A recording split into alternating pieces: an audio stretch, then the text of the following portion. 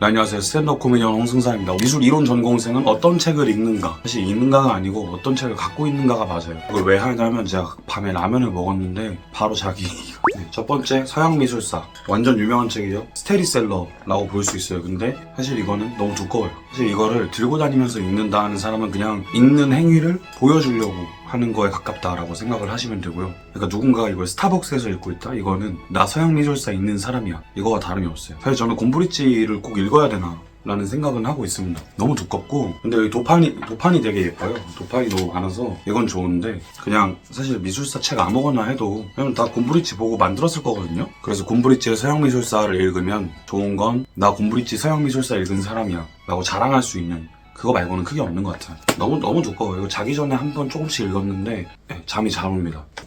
서양 미학사의 거장들이라는 책이고요. 고대랑 근대 나와 있던 걸로 기억을 해요. 이걸 왜 샀냐? 교수님이 사라 그랬습니다. 하지만 이건 좋은 책이어서 그냥 교양서로 읽기 좋고 사실 제가 미학을 더 좋아했습니다.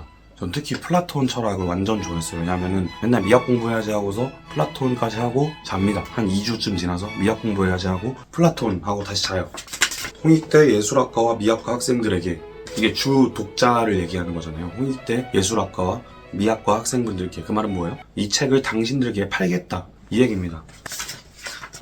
그래서 여기 미학을 왜 하는가가 첫 번째고 고대 중세 그리고 근대 현대 니체가 현대로 들어가 있죠. 좀 파편화된 건 있어요. 어쩔 수 없다. 미학이라는 게 미학자는 거의 없고요. 대부분 철학자들이 한 말들을 발췌한 게 많아가지고 그러니까 철학자들이 여러 얘기를 했는데 그 중에 한마디 가져온 게 미학이다. 그러니까 우리가 술자리에서 이런저런 얘기하다가 갑자기 정치 얘기를 툭 했어. 그럼 갑자기 우리도 정치학자가 될 수 있어. 서양 미학사의 거장들. 미술사 방법론. 이건 왜 기억이 안 나냐? 그러니까 미술사를 어떻게 보는가. 슈나이더 선생님이 썼고요. 또 1페이지만 열심히 써놨어요. 1페이지만. 미메시스, 동굴의 비유, 선의 비유, 태양의 비유. 여기 적혀있는 거 보면은 미술사를 어떤 방식으로 접근하는 게 좋은가. 사조 위주로 하잖아요. 근데 방법론적인 그런 게 많다. 이거 언제 샀을까요? 20세기의 매체 철학. 미술 이론 전공하면은 고트 한 명 있습니다. 발터 벤야민이라고. 그 아저씨만 알면 돼요. 걔랑 또 누구냐? 슈레딩거 비슷한 장 보드리아르인가? 1학년 2학기 수업 때 썼나? 그랬을 거예요. 뭐 벤야민, 아드로노, 마셜 맥루만, 장 보드리아르. 제가 벤야민이랑 장 보드리아르를 기억하는 게 이제 벤야민이 1부 첫 번째고 보드리아르가 2부 첫 번째예요. 그래서 공부를 열심히 안 했습니다. 그게 중요한가요? 졸업장만 따면 되는 거지. 학사는 입학이고 석사는 졸업장이. 현대미술의 결정적 순간들. 저자 전영백. 세잔 성애자거든요. 세잔의 사과라는 책도 있을 건데 그건 제가 안 샀나봐요. 20세기에 있었던 여러 이론들 그것들을 어떻게 전시와 엮어서 전시가 이즘을 만들다. 저도 확실히 이즘. 그래서 아마 이 책에 그게 나올 거예요. 다다가 막 조랑말 막 모시기. 수업을 아주 열심히 안 들어서. 왜냐면은 교수님이 너무 책을 팔려는 게 눈에 보였어요. 그러니까 책을 2권을 사라 그랬거든요. 이게 주교재였고 보조교재는 사면 좋고 안 사도 상관은 없는데 사는 게 도움이 될 거다. 이러면 자꾸 책을 팔려는 거예요. 여기에는 홍익대 예술학과 학생들에게가 안 쓰였었잖아요. 그러니까 기분이 나쁘다 이거죠. 사실 일반 사람이 사기에는 진입장벽이 높죠. 현대미술의 결정적 순간들 전시가 이즘을 만든다. 추천서를 왜 본인이 쓰셨? 코끼리의 방. 이게 그 책이에요. 이게 교수님이 보조교재로 쓰라 해가지고 이거랑 같이 이것도 사세요 이랬어요. 코끼리의 방을. 코끼리의 방 근데 이름부터 너무 교재 느낌이 안 나잖아요. 뭔가 팔아보려는 의도가 보이잖아요. 일반 사람들이 코끼리의 방 하면은 헤르마의 밀실 막 이런 것처럼 소설인 줄 알고 샀다가 6페이지 읽고 그만두는 그런 느낌이잖아요. 그래서 제가 지금 냄비 받침으로 쓰고 있습니다. 표지가 있었는데 완전히 거덜나 버렸고 이 방 안에 코끼리. 사실 이거 대학원 리처드 세라가 나오네요. 리처드 세라, 서도호, 아니슈카 푸어, 제임스 터렐, 안토니 곰리. 참고 문헌을 한번 볼까요?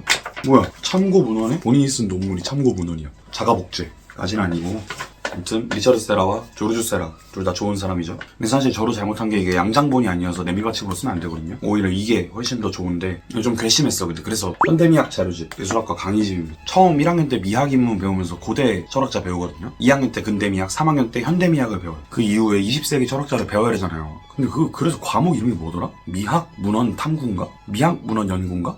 모던하다랑 현대적인이랑은 좀 다르기 때문에 여기에 뭐 있냐면 왜 제가 그림? 우리 교수님 그림.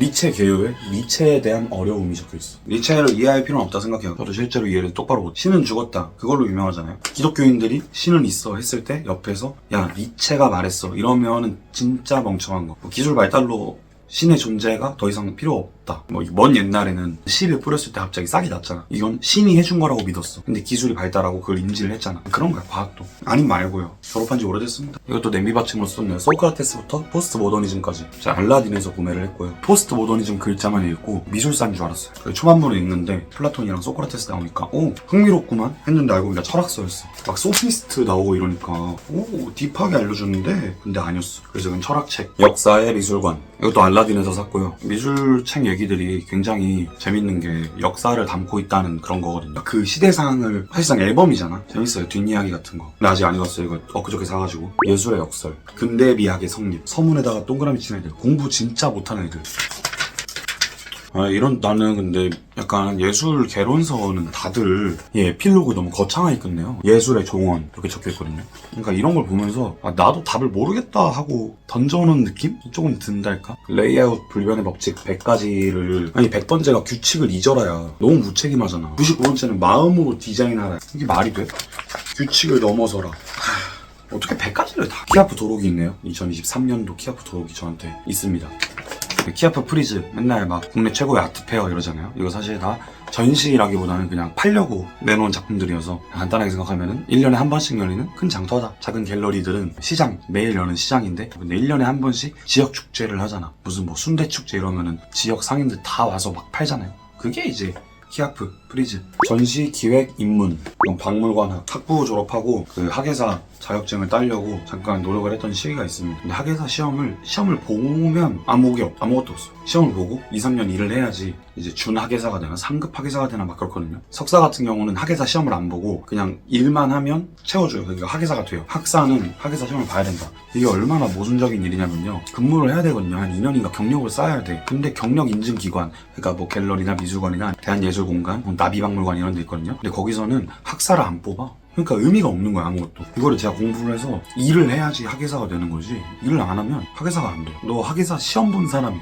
공부하다가 현타가 개 많이 와가지고 접었습니다. 이게 학예사를 위한 전시기획 입문이 말이 아니라니까요. 그러니까 이 자격증을 따도 학예사가 못 돼요. 그러니까 석사를 나와야 돼. 큐레이터 받아. 진짜 개 구대. 물론 학예사가 큐레이터만 있는 건 아니고 시험 과목이 선택 과목이 11개 중에 2개인가 이렇게 있어요. 보니까 이제 사서도 학예사의 일부더라고요. 그래서 제가 산 게 뭐냐면 문화재 보존과 복원, 서지학 개론. 왜냐면 그 11개 중에 2개를 봐야 되잖아요. 근데 미술사는 서양 미술사, 동양 미술사 한 번에 하거든요. 그러니까 거기서 2문제가 나와. 서술형 2개.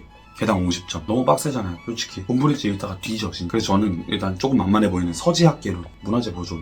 서지학이란 그러니까 어떻게 보존하고 분류하고 순서 나와 있고 그래서 흥미로운 학문은 아니에요 저한테. 미술사보다 조금 더 재미없습니다. 그리고 서지학 하다가 자존심이 있지 하고서 클릭 한국미술사.